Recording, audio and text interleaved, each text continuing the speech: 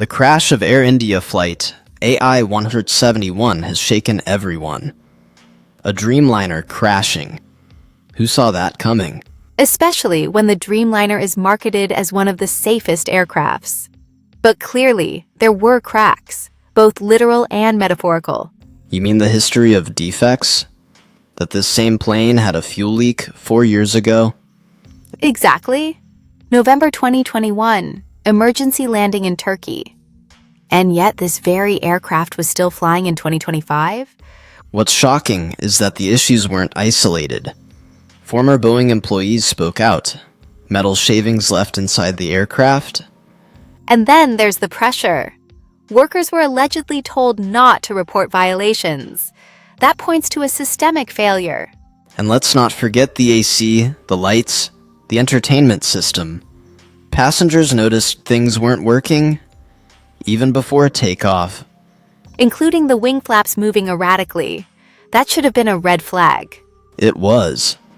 A passenger recorded and posted it on social media, but apparently no action was taken. Once the plane took off, the real horror began. The gear didn't retract, and flaps were in the wrong position.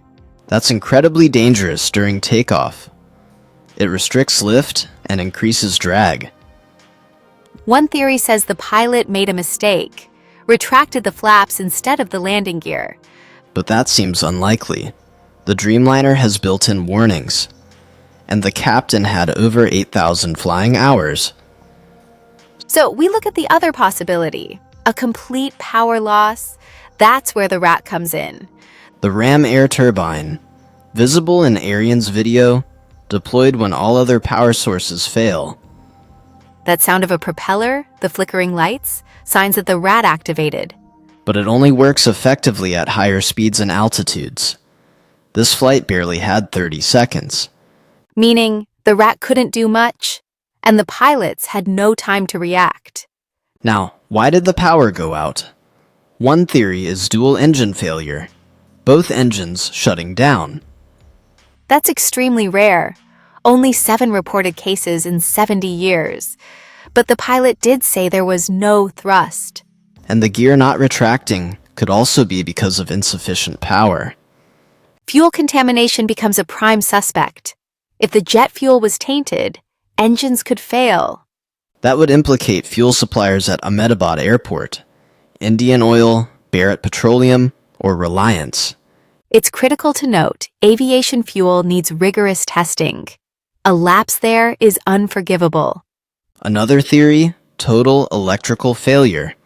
If the generator or auxiliary power units failed, the pilots would have lost control of engine thrust. There have been similar incidents. In 2013, Dreamliners had battery fires. Planes were grounded worldwide. Boeing's lithium-ion batteries failed just days apart. They said it was safe. It wasn't. Let's talk about maintenance. AI-171's last major inspection was in June 2023. And just months before the crash, the engines were inspected. Still, passengers reported failing ACs and electronics. Could it have been poor maintenance? Possibly. And remember, Air India Engineering Services still maintains these aircrafts. A government-owned entity, while the airline itself is now Tata-owned. So now you've got Boeing, Air India, the government, everyone in the crosshairs. But Boeing especially. Al Jazeera's undercover investigation found that Dreamliners were allegedly intentionally poorly assembled. A technician said he wouldn't fly a Dreamliner. That's terrifying. And what Cynthia Kitchen said? She couldn't sleep knowing what planes were being delivered. 6 of those defective planes? Sold to Air India. Her boss's response? They're not staying in America. They're going overseas. That's enraging. As if lives outside the U.S. don't matter. And this particular plane delivered January 2014, right in that period of questionable builds. The first Dreamliner to crash, and it happened in year 11, just as predicted. Meanwhile, Air India itself has been under scrutiny. Pilots overworked, audits faked.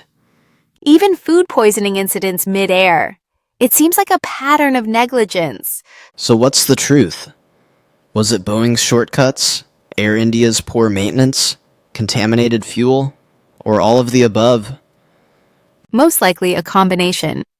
Major aviation crashes often involve multi-layered failure. One backup fails, then another, until there's nothing left. The black box analysis might give more clarity. We expect the preliminary report by July 12th.